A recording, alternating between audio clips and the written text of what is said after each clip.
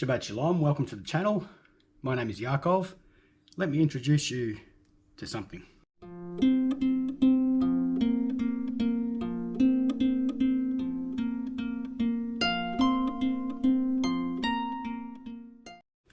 So that's going to be a new name, a new branding for the channel, starting probably around about the 15th of June. For those who haven't heard, from the 15th to the 24th of June, it's a 10-day Daniel program, which I'll be leading. Hopefully you can join us. It's not just 10 days of bashing the meat eaters. It's just going through Daniel chapter 1 and seeing it and observing what actually happened, what they chose, and the outcome of that. And it's my desire that everyone, all of God's children, experience full health in their life. We're supposed to be a light to the world. That includes being physically strong, if we are able to be physically strong and healthy and to be a shining light to the world. And I'm also talking to myself here. I've carried extra weight probably since I stopped playing football 21 years ago. I've always been over, not hugely over, but more than what I should be, including now. So I'm making an effort to try and get that down, because I also want to be an example to the world and a light to the world. So that's going to be the new channel. Change of name. It's not the first time I've done it. I've over the 6 years, I've gone from Facebook to YouTube to a different channel to this channel, changed that one, deleted heaps of stuff. It's an ongoing ministry, and I believe that will continue. But it seems very much as though God has pulled me into this direction. It's about health. It's about wellness. It's about physical health. It's about spiritual health, and it's about mental health. The world for thousands of years concentrated only on the physical side. Over the last couple of decades, we've advanced our teaching and our discoveries in the mental health side of things, but the spiritual health side of things has been forgotten. And for that, I would say search for the ancient paths. Okay, so that will happen in about 3 weeks. I'm going to change the name completely, and we'll go through the Daniel program together. And it's going to be very powerful. I'm telling you, it's going to be very powerful. You will, in 10 days, be just like those boys. You'll feel better. You'll look better. You'll be healthier in 10 days only. And you will be rewarded by God. So, that's upcoming. What about today? During the week, I went down to the beach, took the dog for a run down the beach, and coming home, I just picked up my phone and did a video recording. It was a short video. I uploaded it to YouTube, and I went back a few days later to see how many views I'd had, and I'd had four views. I actually thought the video was well done. I thought I presented it quite well.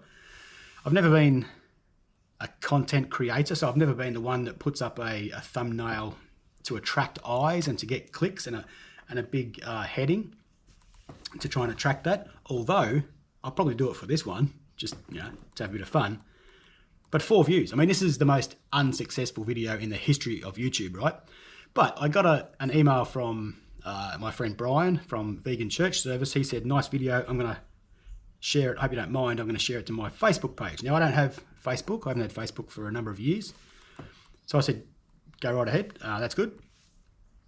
And I checked that Facebook page yesterday. I think there was like 850 views, a heap of comments, and about 57 or 58 shares. So here I am thinking the message has gone out to nobody. 4 views, and one of those was me.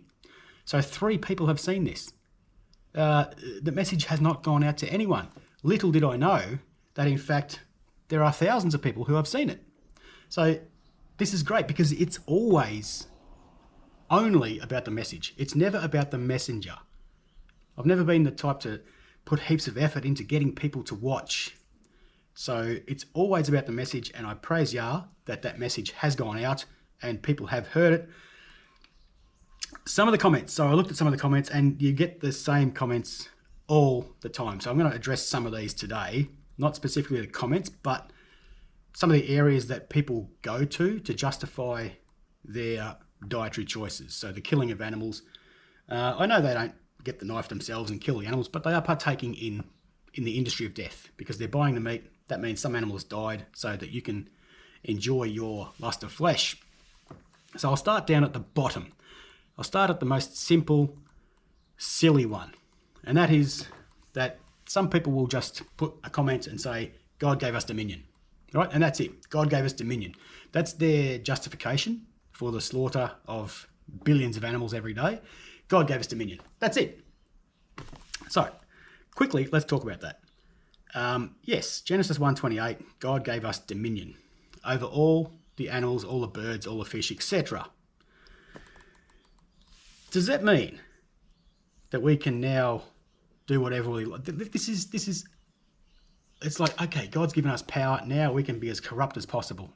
Dominion doesn't mean kill and eat. Dominion means have responsibility over. It means govern. It means tend, care for. It's the same as, let's say, you and your wife go out for dinner one night and you get a babysitter in to have dominion over your children. You've got 3 kids, 2, 4, 6 years of age. The babysitter's 15, like the neighbour's daughter or whatever comes and looks after. You give them a bit of cash. You are placing your authority in the hands of that babysitter. You are effectively giving that babysitter dominion over your children. That's what the word means.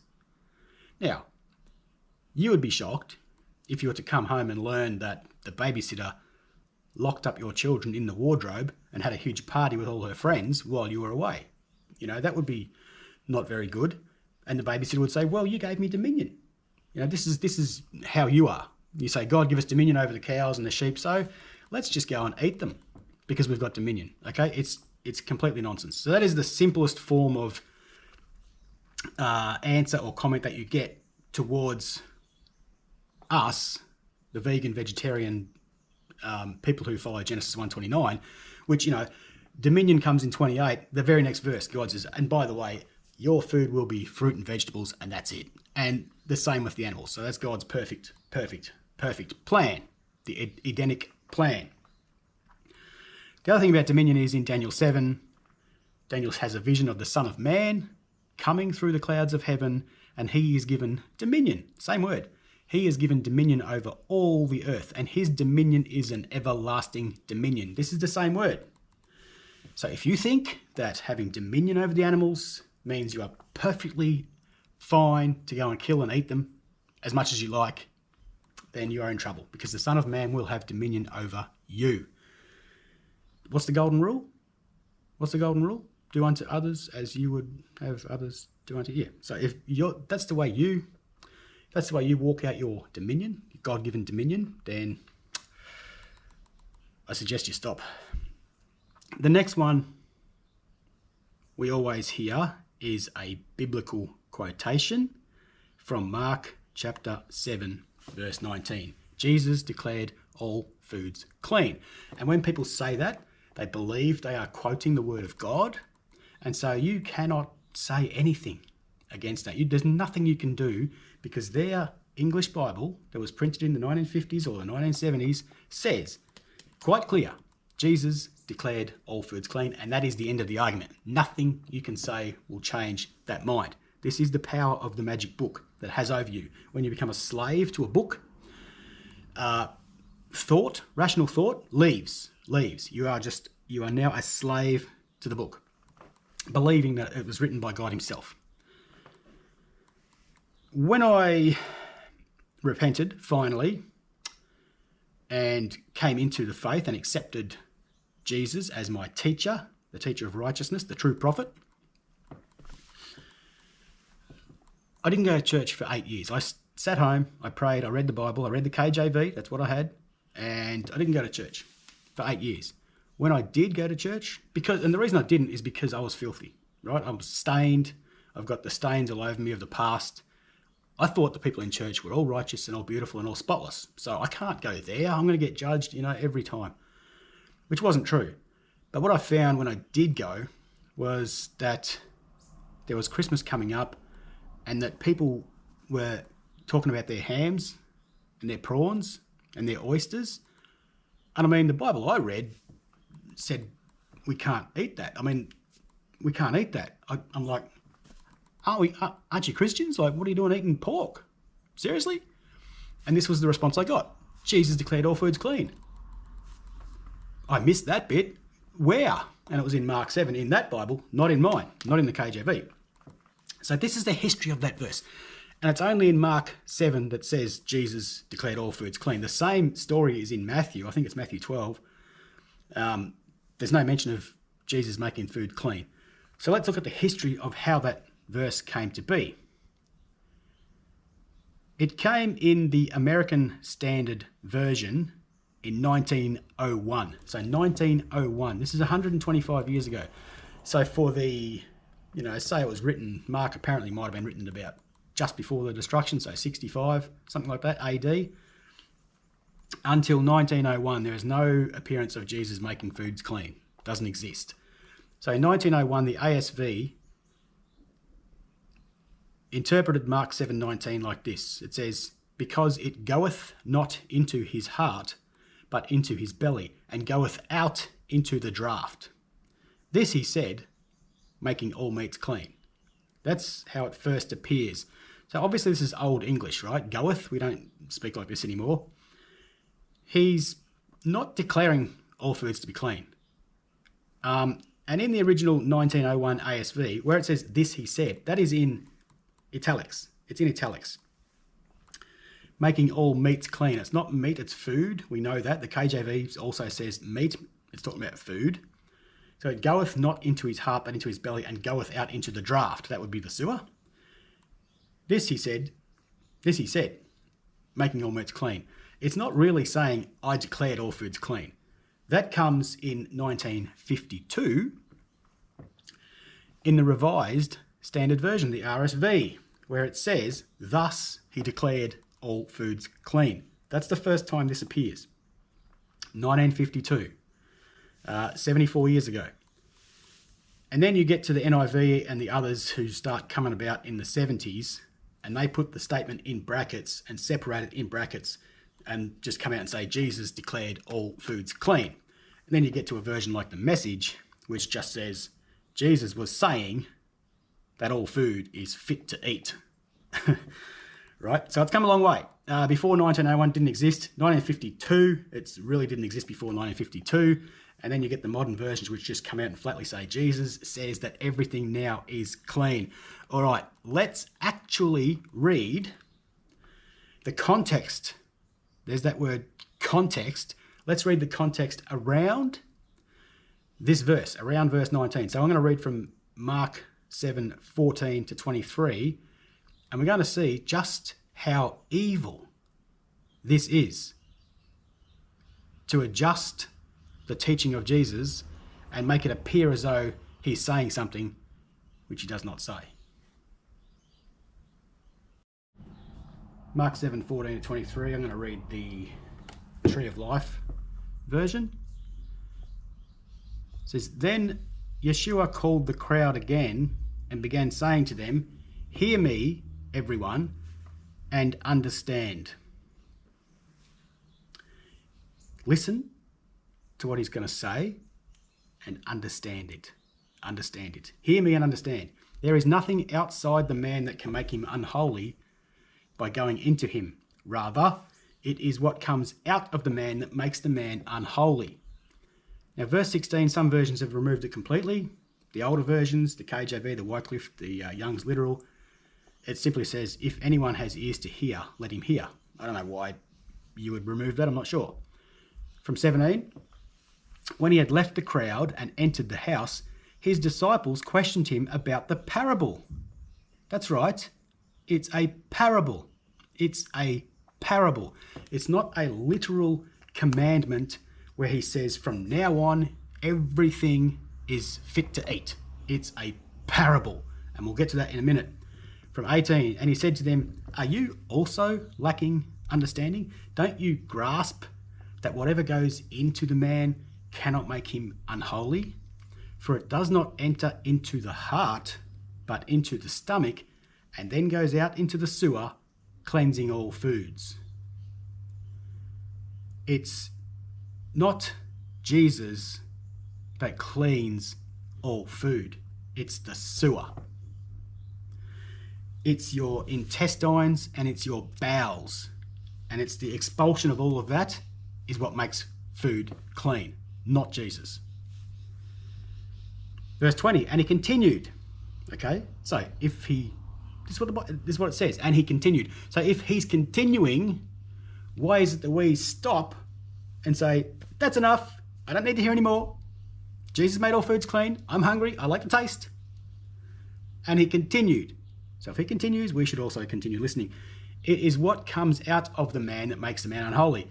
For from within, out of the heart of men, come evil intentions, sexual immorality, theft, murder, adultery, greed, wickedness, deceit, lustfulness, envy, slander, pride, and foolishness.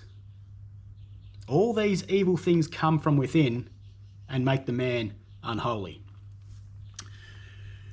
This teaching that we are told to hear and understand has nothing to do with food. Nothing whatsoever.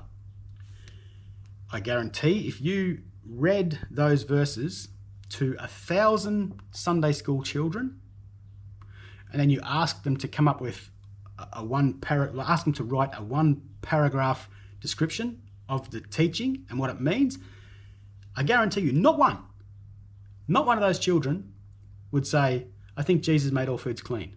Not one. So, be like a child. Be like a child. Understand what is being said here. This is gold medal scripture twisting. This is what Satan does. He turns the truth into a lie. To come out and say that that teaching gives us a license to go and eat everything on the planet, it's not just a misunderstanding. It is actually evil. It is so, so evil. And you refuse to continue listening, even though he says he continued. The Bible says he continued teaching, but we don't want to continue listening. And we don't want to read beforehand to find out what he actually means. We are just happy to take half a verse that's only been there since 1952.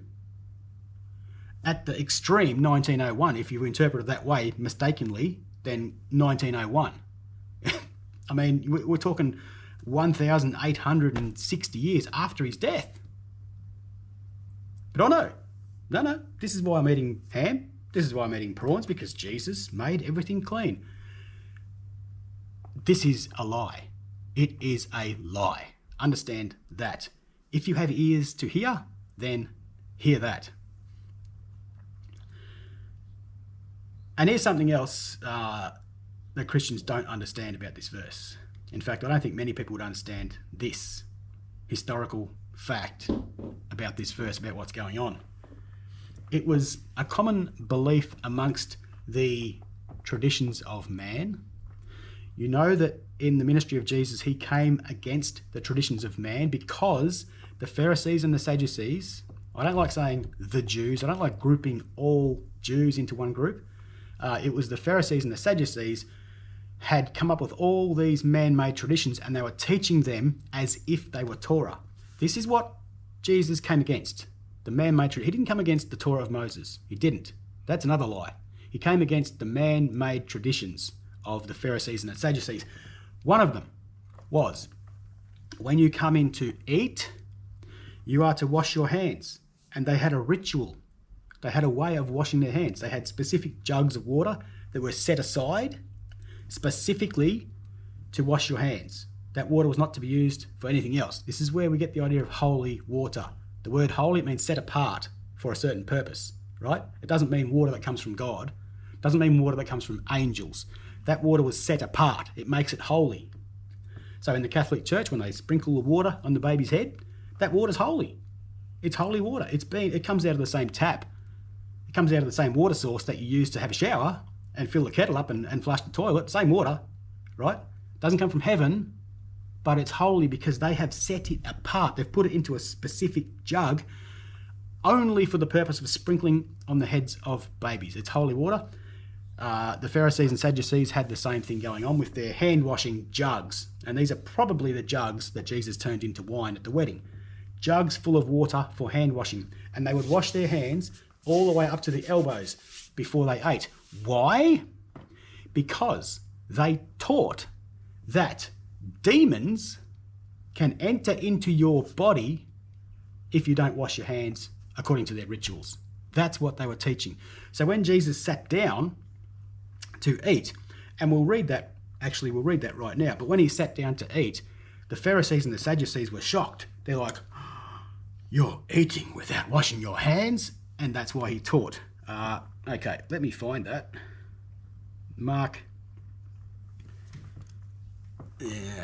chapter 7, the first 6 verses. So no one knows this stuff. No one discusses that. That's what he's talking about. You got to put the context around what's going on. And they are shocked. All right, this is the Tree of Life version Bible app, which is on my phone. We're going to go to Mark. Now this particular video, I'll do part 2 of this next week. I wanted to talk about Cain and Abel.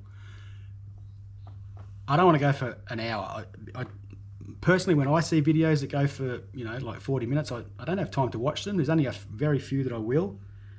And so I don't want to be one of those people that talks forever. So I'll do this part 2 next week, and part 2 I'll concentrate purely on Cain and Abel, because that's one that's hard for vegans to talk about.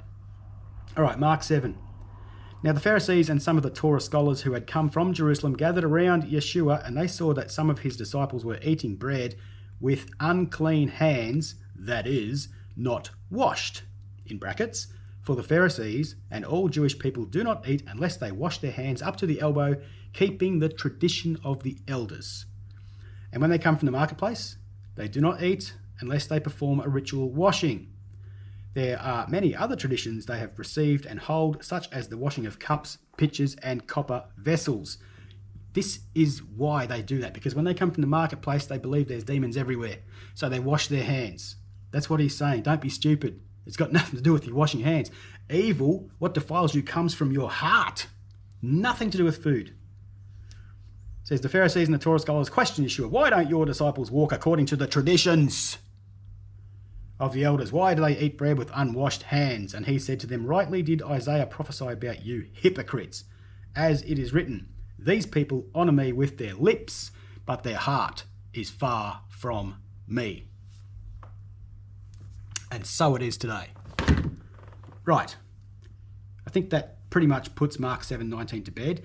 The next one I hear is Acts chapter 10. Peter, get up and eat. Again, call those children back from Sunday school and read the story of Peter's vision. Read Acts chapter 10. Read chapter 11 too if you want. And ask these kids, what do you think? What do you think this chapter is all about? Not one of them is going to say it's about food. Not one of them. Not one of them. It's a vision about the Gentiles coming into the faith. Peter even explains that. Now I understand why God showed me the vision. But we don't read the whole thing. We don't read context. We read what we want to see, because we're judging by our eyes, not by our ears. Now shall I continue?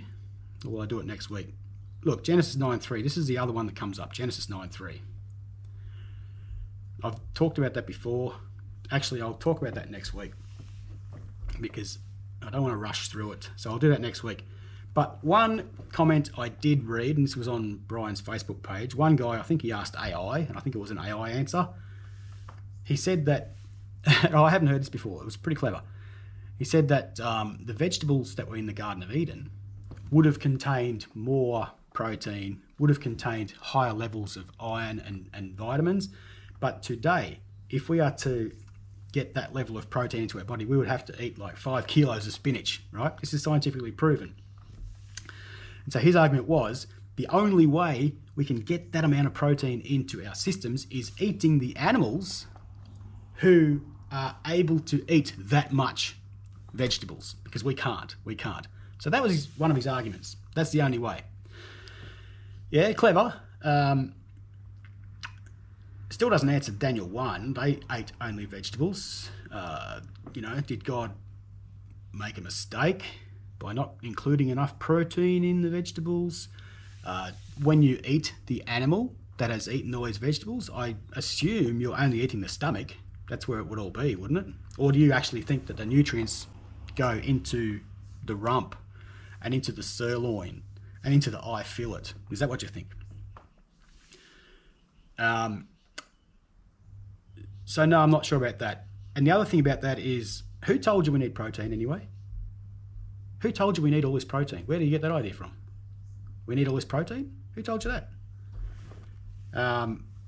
Novak Djokovic, he is still competing at the highest level of tennis, one of the hardest physical sports on earth. What is he now? He's ranked number 3 or 4 in the world still. He's won more Grand Slams than anyone on the men's side of tennis. Still, one of the greatest athletes the world's ever seen. Doesn't eat any food products whatsoever. Completely plant-based diet. There are other examples. Also, if you look at the healthiest diets in the world, and this is with the Essene Life thing, with the new direction, this is going to be my main focus. It's on health, it's on spiritual health, mental health, and physical health. I've studied this a lot, and I'm actually about to start a course so I can get certified on it, so I can actually teach it without having to say, by the way, if you've got any health, you need to go and see a doctor because I'm not a registered. So I'm going to be a registered health professional. 2 of the most healthiest diets on earth have been recognised for decades. 1, the Mediterranean diet. No red meat. No red meat. Yes, they do eat fish sometimes. 2 or 3 servings a week, they eat small fish, mostly sardines. The other diet is the Okinawa diet, where it was discovered that there are so many of these people from Okinawa that are living to over 100 years of age. What are they eating? A plant-based diet. And again, yes, they occasionally eat small fish, but it's not an every night thing. And just because these people eat sardines twice a week does not translate to you justifying the fact that you eat red meat 6 nights a week and huge portions. And as I said the other week, the Cancer Council of Australia have said that there is a safe level of red meat, and it's 455 grams a week. You will eat that more in one night. Cancer Council, safe level. So what they're saying is any more than that, you're opening up the doors that you shouldn't have to open up. Okay, so, yeah, who told you need all this protein? The healthiest diets in the world don't have that much protein. You know, some of the healthiest and fittest athletes in the world are plant-based, totally plant-based. Your Mark 7, your Acts 10 is just, it's a nonsense argument. Dominion, don't even get me started on that. Next week I'll talk about Genesis 9:3. I've talked about this before, briefly. The word is remes. It means creeping things. Doesn't mean every moving thing. It means creeping things. God did not tell Noah he can eat everything. He just didn't. He just did not tell him that. That's a fact. Look into it. The word is creeping things. It appears 17 times in the Torah. 16 times it means creeping things. Only Genesis 9:3 have they translated it deliberately as moving things, and the whole world says God told Noah we can eat everything that moves, including possums, including humans, everything, snakes, whatever, you name it, we can eat it. All right? Not true, not true, not true. As I said, Satan has a very good knack of turning the truth into a lie. So next week, talk about Genesis 9:3 a little bit more. I'll talk about the idea that people believe that God did that because man was evil anyway. It was a concession. And then when the Torah come, he wanted to wean them off. So he said, okay, from now on, it's only the clean animals from now on, right? So from Noah to Moses, eat everything, including Abraham, including Isaac, including Jacob, including Joseph. They all ate pork. Yeah? Yeah, I don't think so. And then, of course, next week we'll talk about Abel and Cain, where people think that Abel sacrificed a lamb, which he didn't. But until next week, Shabbat Shalom. Abba Father, may your kingdom come. May your will be done here on earth as it is in heaven. And we know what the Father's will in heaven is, and that is that thou shalt not kill. End of story.